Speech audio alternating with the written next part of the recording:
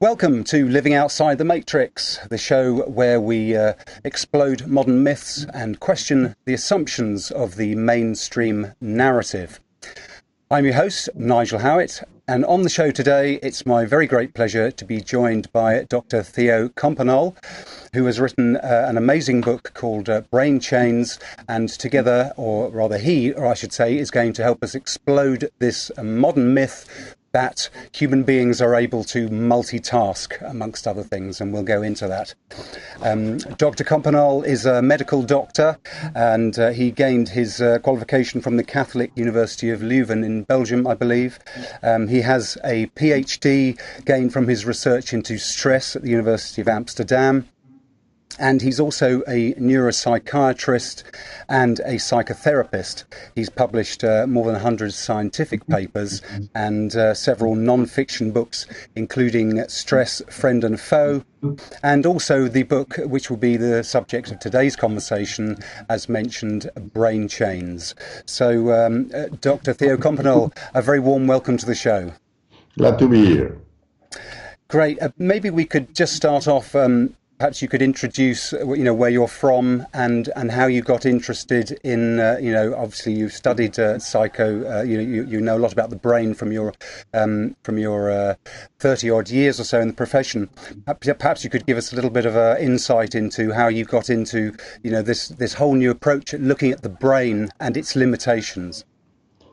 Okay, well, it all started, let's say, some 15 years ago, if it's not 16 or 17 by now, with the appearance of the Blackberry. And initially, the Blackberry was used at the top of organizations. It was even like a status symbol. If you had a Blackberry, you were more important than the other people.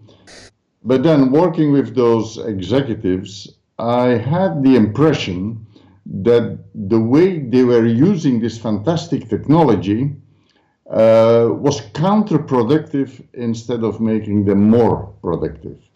And then a little later, the BlackBerry went down into the organizations, and then this impression became stronger.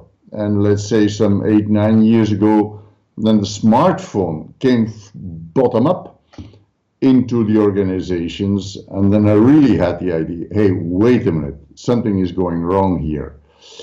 That's, let's say, what has been motivating me all my professional life is curiosity. It's one thing, so I'm curious to know, hey, is this correct or not? But the second thing is that I do not like opinions. At least I do not trust opinions, not even my own opinion. So for me, opinions are for the bar. And so when I have an idea like that, what I like to do most is to delve deep into the scientific research to find out what do we really know about this, which is very different from having an opinion. And so I did the same thing with this impression I had of the technology being used in counterproductive ways. And, my research proved me right. This idea, this hypothesis was right, and it was even worse than I had expected. Fantastic. You've certainly done a wonderful job with this book at exposing not only or enlightening, I should say, enlightening the reader to the functioning of the brain, but also of exposing us to the idea of the limitations of the use of this information communication technology. It's really, I must say, just up front to all the listeners, it's a very accessible read, and Dr. Compernolle's done a wonderful job at presenting it in a clear way that I just couldn't put the book down. So anyway, we'll go into that. But by the way, when the book became a bestseller in Belgium and the Netherlands, I discovered that the people who need the book the most don't have time to read comprehensive books. So I wrote, it was quite some work, but I wrote a summary of the book now, and I called it How to Unchain Your Brain. And it's a summary of 50 pages with one subject per page.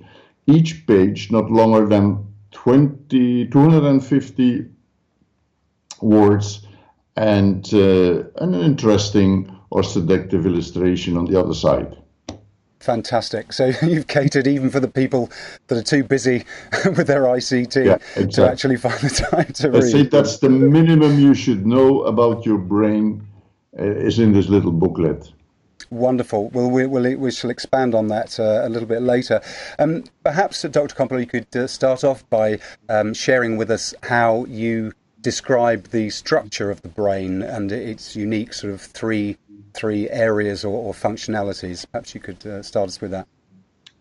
Well, the way we see the brain today is like a network of networks of networks of networks. We have, let's say, 150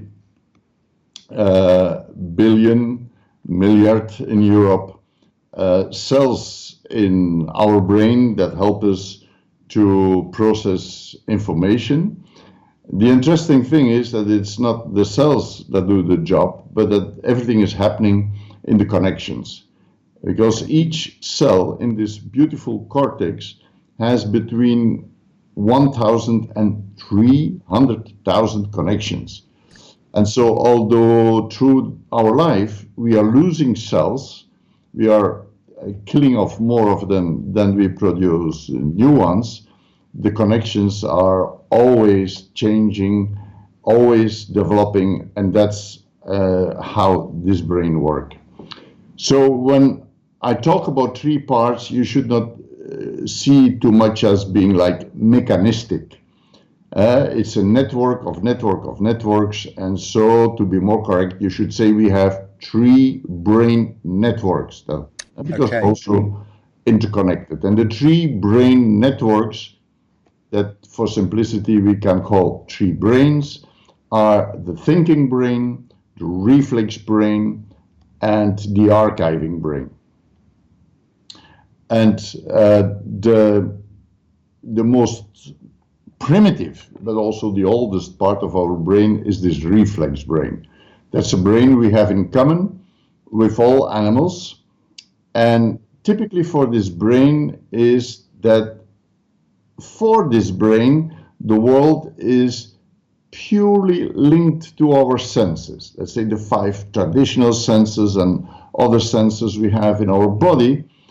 And this brain, for this brain, reality only exists in as far as this brain is in touch with it with at least one of the senses. As soon as reality is out of the reach of these senses, reality doesn't exist anymore, has never existed, probably will never exist. So you could say this brain is ad hoc, but really 100% ad hoc. So that's one thing, it's ad hoc. Okay. The second thing is that the reflex brain is stimulus driven. So you have a stimulus and automatically, patch, you have a very fast reaction. So it's stimulus reaction, stimulus driven. Right. And it's very fast. And it is very fast because this part of our brain can really, if you want to call it, multitask. It's like a parallel processor. It can process all this information coming from all senses very fast to come to very fast reactions. So that's, let's say, the most typical part of this reflex brain.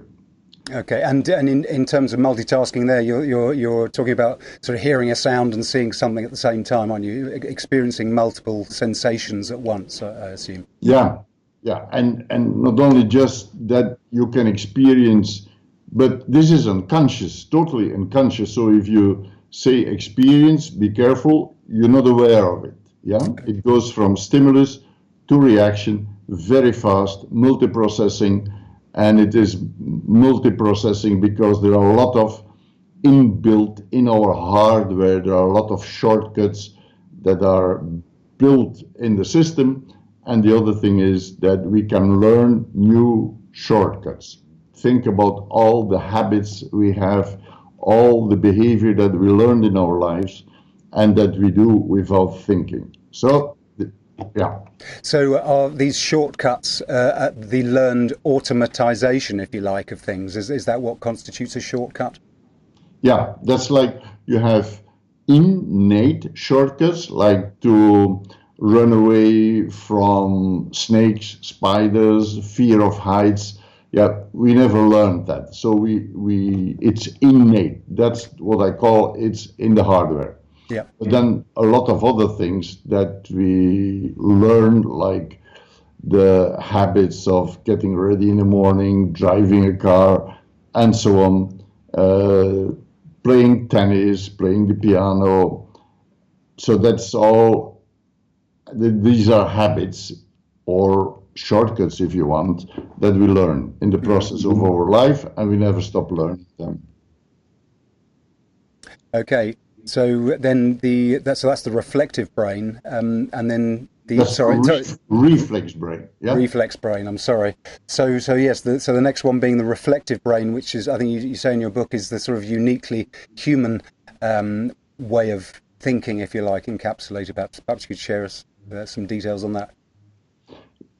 Yes, and this thinking brain or reflecting brain is uniquely human, because what's unique of it is two things. One is that the human being is the only animal that can stop the reflex from stimulus to reaction. So we can stop it and think, and we think in terms of our goals. So the reflex brain is stimulus oriented, our thinking brain is goal oriented. So that's amazing that we can do that, stop the reflex, and then make another decision to do things differently. The other thing about our thinking brain that's unique is that we can manage abstract thinking.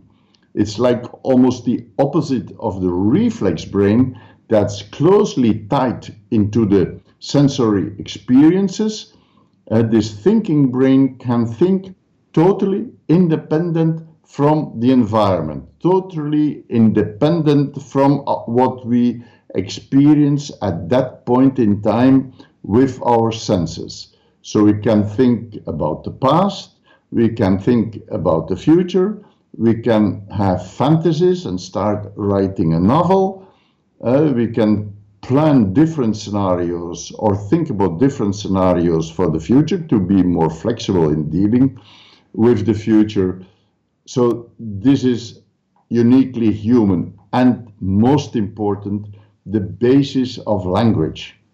So that we develop abstract language that has nothing to do with the reality that's present at this point in time. Together now, we are talking about totally different things than what you see in your environment and what I have around here in my environment. And we can use pretty abstract words.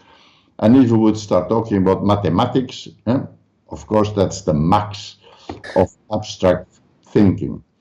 And that's language then that we can pass on knowledge from generation to generation, so that we don't have like animals start from scratch. Every time a new generation of animals is born, they start at the same level where they were the generation before. We can progress, and also we can learn from each other. If you do an invention, you can explain me what the invention is. I'm explaining you something about the brain that you didn't know, but we don't need a brain here to look at the brain and do all the experiments that other people did. No, I can explain to you, and that's how knowledge amongst human beings keeps progressing. Amazing, isn't it? That capacity to conceptualize, and then, as you say, with language, using words to denote a specific concept. It is quite phenomenal, isn't it? As you say, giving us this capacity to gain knowledge and pass it on across the generations. It's phenomenal. It's great to get your insight on all that sort of stuff. So what's the third network then? What's the third aspect or third brain? And then the third brain, so to say, the third network is an interesting one. We're talking about memory. If you just think about one day in your life, and you would translate all the information of one day in your life in bits or bytes of information, as we would do for a computer, very quickly you get to billions and billions and billions of bits and bytes of information that we process every day. So this has to be stored somewhere. And that's what the archiving brain does. It stores this information. And then there is lots of things you could say about that brain too, but a very practical aspect of this archiving brain is that it is sharing, you could say, the same basic computer of our brain. It's sometimes called prefrontal. Sometimes has other names like executive function, working memory, and so on. But you could compare it to the central computer. The central computer always works at 100% of its capacity. So that's very different from this urban myth that's going around that we are supposed only to use like 10% of our brain or 20%. This is ridiculous. Yeah? Yes, this is a ridiculous myth coming from a B or C movie I have discovered. No, this computer always runs at 100%.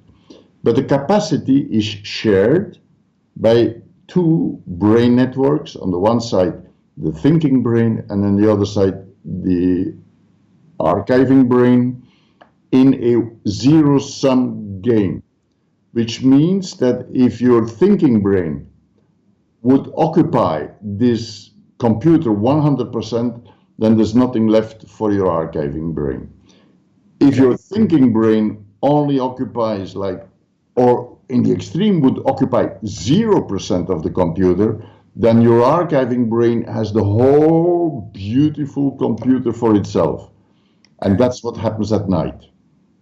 Yeah. Okay. But during the day, your archiving brain takes every little bit of computer power available to archive. That's why scientists sometimes call it the default brain. It takes whatever it gets. And so if you are relaxing in between two meetings, then your archiving brain will archive the information of the past meeting and prepare you for the meeting that's coming. So okay. Okay. Go ahead. Yeah. So, excellent. That gives us sort of a flavour of the overall picture there. So you need to, because you go on in your book to explain the importance of dividing up the time and obviously taking breaks in order to make sure that all that archiving gets done effectively, of course. So to move that on, then you one of the central themes of the book is that it's our use of information technology that is effectively scuppering the efficient use of our brain. So how does that relate? Can we bring that topic in? Well, there are, I would say, what I discovered in this. It's now about 10 years that I have been involved and researching this subject. Is like the 5 discoveries, you could say. I call them brain chains. It's about 5 ways we abuse this beautiful brain. The first one is, and that's the key problem, the core problem, the root problem is always being connected. Right. Yeah. So that's number 1. Being able, the ability to connect anywhere, anytime, with anybody is fantastic. I certainly wouldn't want to go back to the bad old days when if I needed a scientific article, that I had to go to the library, look at the cards and find out, and if they didn't have it, they had to order it from England, from the United States, and I had to wait weeks. No, now, if I want an article, get on my computer, a minute and a half later, I have it in front of me. So it's amazing. This is amazing. So to be able to connect with anybody, anywhere, any place, or with any database is fantastic. So the ability, the possibility of being always connected is fantastic. But being always connected is a total disaster for your brain work. So it's very different. Yeah? Being able to connect is fantastic for your brain work, but being always connected is a total disaster for the quantity and quality of your brain work. That's discovery number one. Discovery number two is that through this always being connected, we let ourselves being seduced to multitask. So that's the number two drama for our brain, is that we're trying to do something with this beautiful thinking brain that it can't do. That's multitasking. And if you try to multitask anyway, you lose. And you lose a lot. A lot. It's unbelievable. It's pathetic what you lose when you try to multitask. It takes much more time, and I'm not talking about a little more, no, double, 3 times, 4 times more time to do the same job, and you will make more mistakes and you will experience more stress. So again, another one of those myths then is that women are better at multitasking than men, which we often hear, don't we? Because obviously that extends across the sexes, that none of us can multitask. No, our thinking brain cannot multitask. What we do all the time is a collaboration between the thinking brain and the reflex brain. Like driving a car as an example, the routine of driving is, with a lot of exercise, a lot of training, is little by little taken over by the reflex brain, so that the thinking brain is freed up to be on standby for the unexpected, all the unexpected things that may happen to improve our driving, or cooking, or playing the piano, or whatever. And so, but the thinking brain of women cannot multitask. However, women very often are better in planning. So, and making the collaboration between the thinking brain and the reflex brain more efficient, you could say, which also often make them better managers. So they give the impression that they can multitask, but on the level of the thinking brain, nobody can. Okay, gotcha. Important distinction. So those are the two. I didn't mean to interrupt you then. I think you were going on to list all 5, but just wanted to look at that, the idea that women were better at that than men, because that is a common thing that most people have heard, isn't it? Most people would. So it's interesting that you've shed some light on that. They're actually better able to plan and maybe switch between the two. Was that? Am I right to get that? Exactly. Yeah. And so it's like they're better in this synergy between the combination of synergies and adding.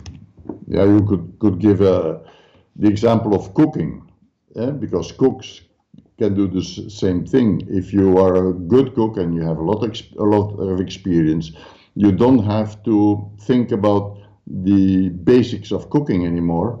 And then the more you cook, the more of this process becomes automatic, the more brain power you have left to think about your cooking, to improve on it, to do it more creative, to do it a little different this time, and so on. So then, improvise. Improvise. Yeah. So what are the other brain chains? What are the other ones we need to be aware of? Yeah, but the multitasking is the worst thing. Trying to multitask is the worst thing you can do to your brain. Right. Then there is the third one, is a new kind of stress, you could say, and some people call it techno stress. And the new stress related to the wrong use of this fantastic technology is, first of all, that always being connected results in a continuous low level of stress, measurable. Right. And there is a misunderstanding very often. When people talk about stress, they think about, way too much. But way too much is not a problem at all. Workload, nobody got ever ill by working very, very, very, very hard. The idea is that it can even be healthy if it is interval stress. If after each stress moment you have time for recuperation. The stress that makes us ill and that kills us is low stress that goes on forever without time for recuperation. And that's one of the things that's happening. You're all the time in an alert state. You're all the time ready to hear, to feel, to hear the ring, to feel the vibration. All the time alert is my boss or my children, and it never stops. And so this chronic stress. Yeah. This is like a continuous stress that's relatively new and totally unnecessary. And the second one is linked with the multitasking. It is that when we are always connected, our work takes so much more time and we make so many more mistakes that as a result, it takes us much longer to do the same work, and that increases the stress in general. Unnecessary increase of stress because we're so inefficient. So stress is number 3. Then there is a fourth one I discovered that is as a result of always being connected, and it's a process that already started with television, is that we don't sleep enough. And people keep tied into, always connected in the never-ending stream of interesting but basically irrelevant information that we sleep less and less and less. Yeah. And even sleeping with the mobile phone on and you know.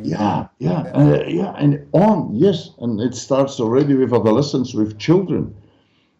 With children, they put their phone next to their bed loud enough to wake up when there is a new Instagram, WhatsApp, whatever appearing, to be able to react immediately. So it's crazy. The sleep, and people don't realize that how important sleep is for our brain, and especially for our thinking brain. Our body can more or less, if you don't exaggerate, handle to some extent lack of sleep, and it can recuperate if you didn't have enough sleep during a few days. But the part of our body that suffers most from a lack of sleep is our brain. It's immediate. So one night already will make a difference. Is that, sorry to interrupt, is it measurable in any way? Because obviously, you know, when we don't get enough sleep, you know, we sort of, to some extent, feel the effects in our physical body. From what you're saying about the essential archiving that needs to go on to process and store information that we've accumulated during the day, is there scientific data that can demonstrate that, you know, knowledge is less efficiently accumulated if you were to maybe say do a week's course or something and be sleep deprived? Would there be a measurable lack of information that could be assimilated? Yes, masses. I think every I have here a summary. Will take us too far to get into that. But every aspect of thinking that has been researched, right? Be it making decisions, be it applying mathematics, but also the emotional side, the impact of a lack of sleep on your feeling of happiness, on a whole lot. On your sex life. So every single thing that has been researched that has more or less to do with thinking, with imagination, and so on, gets undermined very, very fast. So there is absolutely no doubt there Okay. Well, about thank you the for clearing negative that up. impact of lack of sleep. Yes, absolutely. And obviously, yeah, lack of sleep is bad news because it impacts us, our health in many other ways too. But that's fascinating. So we need the sleep in order to do that necessary archiving, to complete the process. Absolutely. Yeah. Yeah. What was the fifth point there? Was there a fifth one?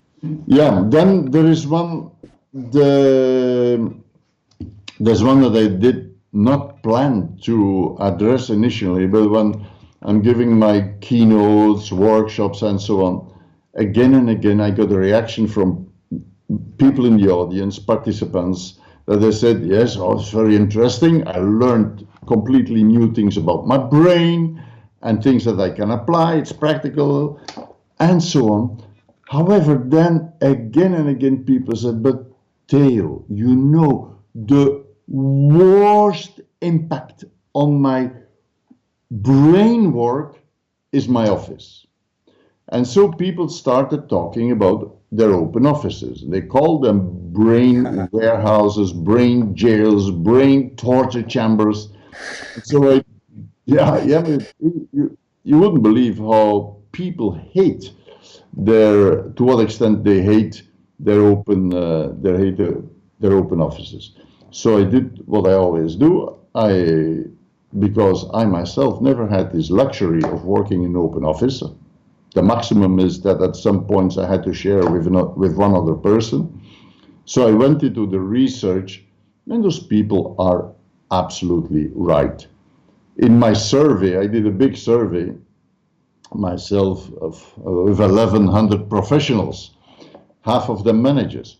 Only 13%, 13% of these professionals considered an open office, and the dividing line is about at 3 people live in one office. That's like the watershed, that more than 3 people in an office, they hate it. Only 13% like being with more than 3 people in an office.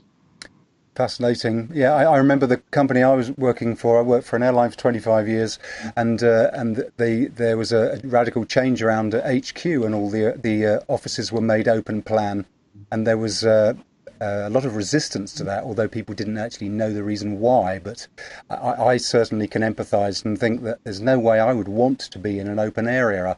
I find to be in my own private space far more conducive to concentration, but I'm sure there are all sorts of facts behind that as well, aren't there? Yeah, but it's a disaster. The open offices are a total disaster because I talked about multitasking. What I didn't emphasize enough when we're talking about multitasking is the opposite side of multitasking is the fact, and that's the basic fact, that our thinking brain can only focus on one thing at a time. Yeah. Only one. That we have a fantastic thinking brain, but it can only focus on one thing at a time. So each time we change, or each time we are interrupted, our thinking brain has to switch. So that means that it has to, let's say, imagine that you're writing a very important memo or making a very important presentation. So you have this information, and you remember in this working memory, and then all of a sudden, I hope you don't have it on your computer, you have a little pop-up screen. Because the appearance of the pop-up screen by itself causes a drop in your concentration of 2 minutes. But let's say I look at it, and I look at the pop-up screen, and then I think, oh, well, it's just a little question from a colleague or from HR. I can do that. No, for your thinking brain, it's much more difficult. It has to park all the information that's in this working memory for this complex, challenging, interesting memo park it in temporary memory, clean working memory to avoid that two subjects will mix, then go to your long-term memory to fetch the information you need to answer HR and answer HR. Of course, when you look at one email, you will look at another one and another. The average is 11 emails before people think, I was doing something totally different. But each time you do that, you have to park it in temporary memory, answer the email, go to long-term memory for email number 2, answer, go to clean memory, email number 3, and you lose a lot, especially also because your temporary memory is limited, very limited, and it's first in, first out. So all those little emails, especially when you're so busy with it that your archiving brain doesn't have the opportunity to park the information safely in long-term memory, all these little emails push your beautiful, important thinking work to the exit. And then after 11 emails, you go back to your temporary memory, put it in your working memory, finish Where was I? Send it to the boss. She is also a multitasker, so within 2 minutes you get the answer. It's not bad, your memo, but you completely forgot the chapter about blah, blah, blah, blah. And we had decided, don't you remember in the meeting on Friday that there was going to be a chapter about blah, blah, blah, blah. Oh, I forgot. No, it just disappeared in the black hole of multitasking. Pushed out of that temporal memory. Yeah. Yeah. One thing I liked in your book is that you effectively prove to the reader the impossibility of multitasking with the experiment of writing the word multitask and then putting an associate number underneath each letter. And I mean, maybe you can pick up the thread there. It's just an idea of actually proving it experientially that you can't do this task of writing out the word and then writing out the numbers, and then the second time trying to write M and then the 1 and then the U and the 2, and so you're dividing your attention between these two tasks, and you find I tried it, and it cannot be done anywhere near at the same speed, and I thought it was a beautifully eloquent way of bringing it home to people via their experience that even attempting to multitask is just counterproductive. Well, if you want, I can send you a link to a little video where I do this experiment with a journalist. Please do, yes.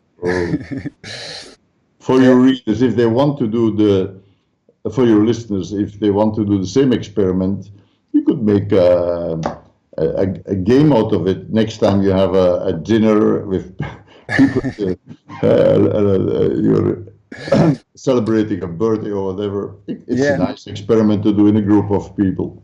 Well, do ping that, and I'll put that with the associated blog post. That's fantastic. So, just slightly aware of time, moving it along.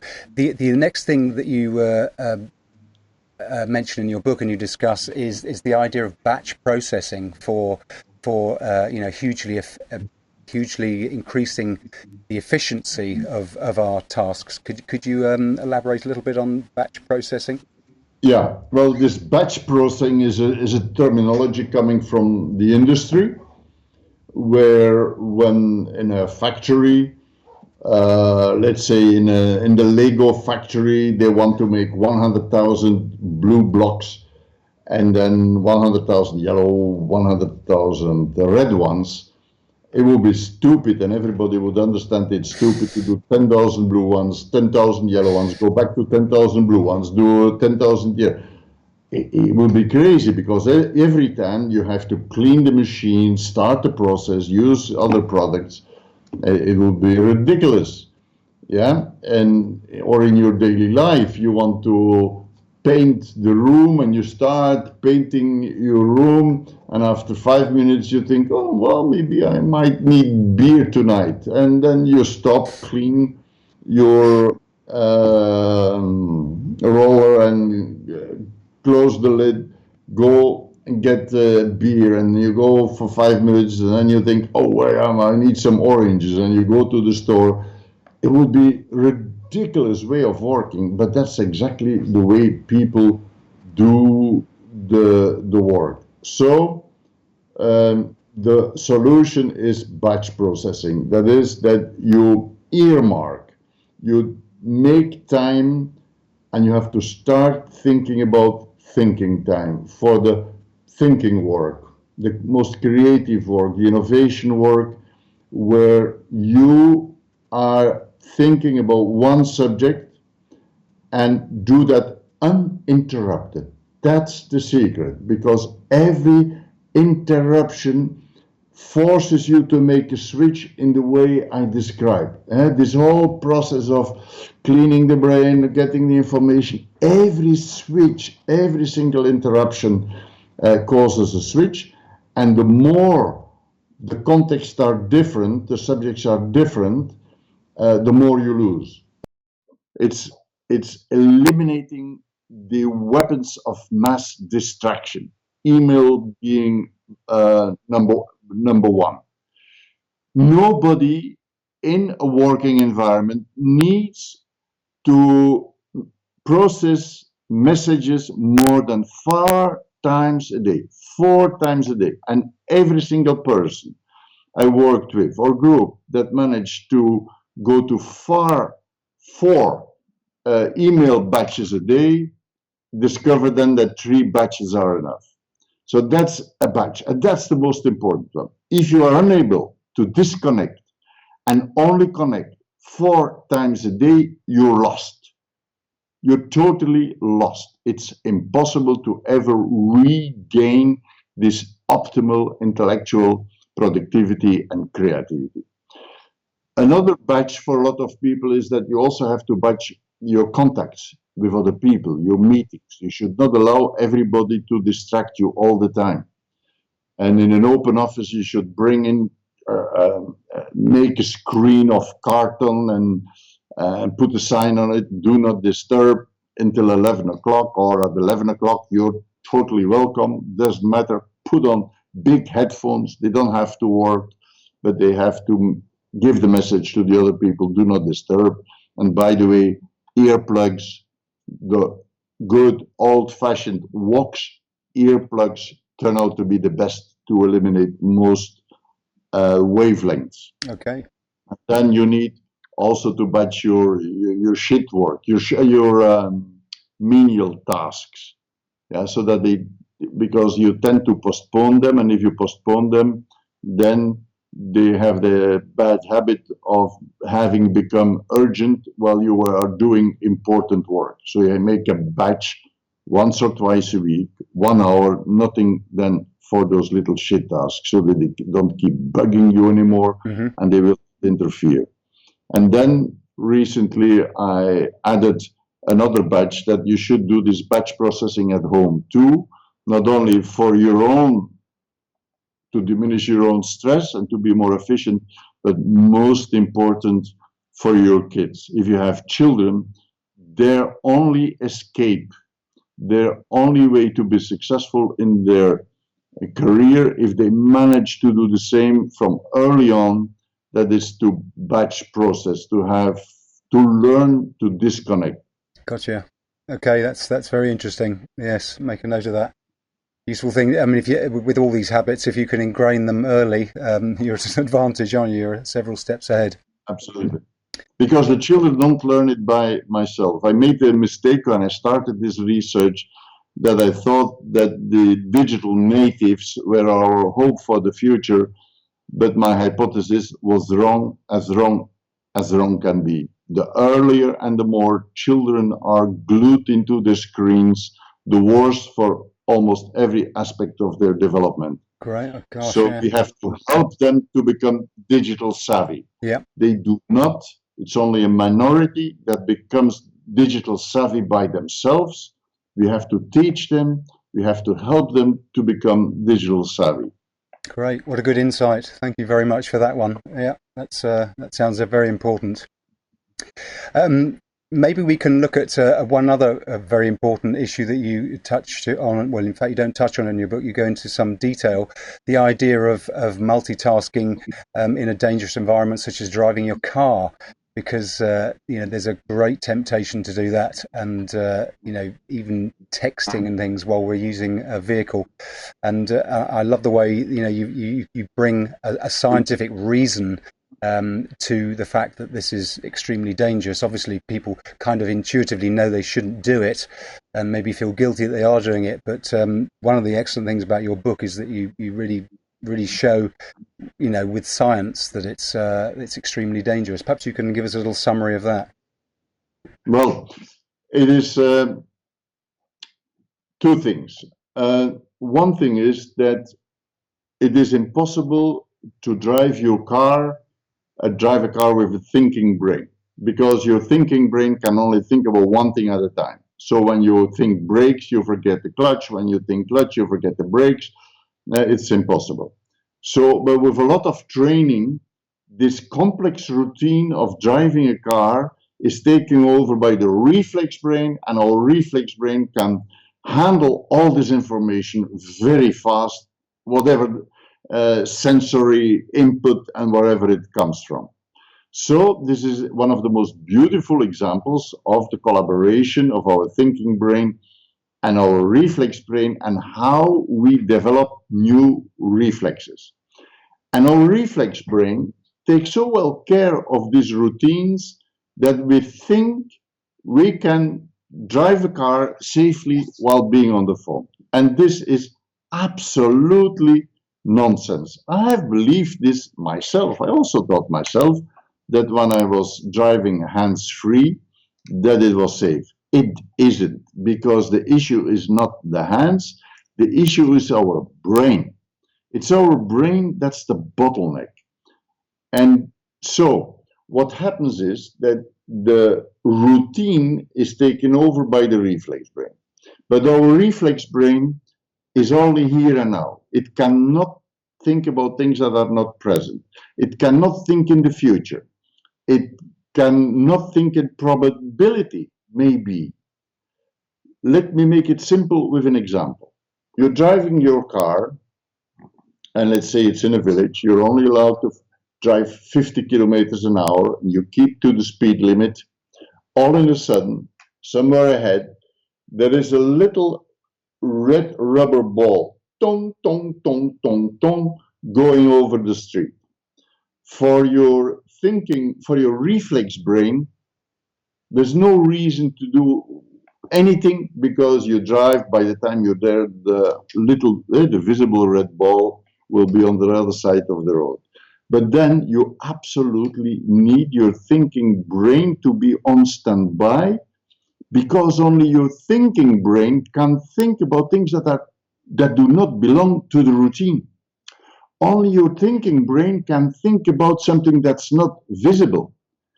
Your thinking brain can think about, maybe there is behind this little truck parked on the side, there is a little boy following the ball. Only your thinking brain can think, maybe. And so with your thinking brain on standby, you slow down. And maybe you slow down to 10 kilometers an hour. And it's a good thing you did, because of course there was a little boy following the ball and you stopped. Yeah. If you would have been on the phone, your thinking brain would not have done its work, but it's not on standby. And in the very last minute, you would have needed, I don't know what maneuver to avoid the boy, or you would have hit the boy. Yeah. So driving a car needs this thinking brain to be on standby for everything that's non-routine, and that's beyond the limits of this fantastic reflex brain we have. Yeah. In order to be able to react to the unforeseeable and indeed anticipate on all these sorts of things, the conceptual. Brilliant. Yeah. And hands-free does not make a difference at all. The danger of causing an accident with or without your hands on the phone doesn't matter, is between 4 and 8 times. In real life, with cameras in cars that registering what people were doing in real life, it's closer to 8 times more risk of an accident. Gosh. In the simulators, it's about 4 times more risk of an accident. And when you look at the text or write a text, the danger, the risk of an accident is 23 times bigger than if you would not use your phone.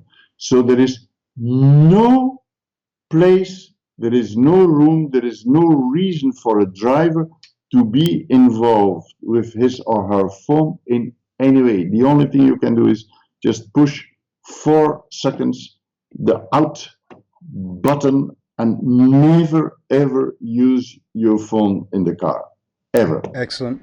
Well, thank you so much for that. I mean, in terms of shattering myths in order to live more successfully, I think that there's nothing really much more important than that. Nobody wants to end up inadvertently killing a child, and just the understanding of actually how our brains work, how these networks of networks work. That's incredibly insightful. Because it makes the idea of not texting, using your phone, even hands-free in a car, it makes it more real. Instead of it just being something you shouldn't do and something a bit inconvenient, it suddenly brings reality to it. So thank you very much for sharing that with us, Dr. Compernolle. It's very, very powerful. Very welcome. I'm just aware of the time here now, so what I'd like to do is just remind people of this wonderful book of yours called Brainchains. It's brilliant. It's so accessible. It's obviously we've gone through a lot of the stuff in it here today, but it's a brilliant read. It's most enlightening, and I would thoroughly recommend it. Let me show while we're in the yes. promotions here. For those, let me show you the abbreviated version, yeah. And as you can see, it's very, very thin. How to change your way. Marvelous. So, by way of summary, was there any way you'd like to wrap that up, Dr. Compernolle, for us? Indeed, give it. Is there? I think you have a website. Is there a website, brainchains.org? I'm not sure. Perhaps you can. Brainchains.info. .info. Jolly good. And if there's anything else that you'd like to summarize or add, please do. Well, it's very simple. There are 3 commandments, if you want, only 3. The first one is that you have to avoid this switching for your thinking brain. To get the best out of it, you have to avoid switching between tasks, between subjects as much as you can. So you have to radically, ruthlessly eradicate switches. That's commandment number 1. Commandment number 2 is that you should take breaks, regular breaks, which is already good physically speaking, but you especially need those breaks, regular breaks, for your archiving brain to archive and for your thinking brain to recuperate. So, and the third one is never ever use any kind of information and communication technology while you're driving a car, on your bike, but also on the street, because the number of stupid little accidents that happen to people who are on their phones where they're walking it went up with 600% accidents that never happened before. And then imagine that as a distracted, always connected pedestrian, you meet a distracted, always connected driver behind the wheel of his car. So you don't need much imagination to understand that this is not what you need. No. Wonderful. Well, look, thank you so much, Dr. Compernolle, for a marvellous education on how our brains work, and of course all the implications, the very practical implications of that in helping us all, live more effective lives, obviously safer as well, and smashing that myth that we can all multitask. So a very great Very great pleasure to have you share that information with us. And to all of you listening, I do hope you got some value from this excellent information from Dr. Compernolle. And I do hope you'll all join me again for another episode of Living Outside the Matrix.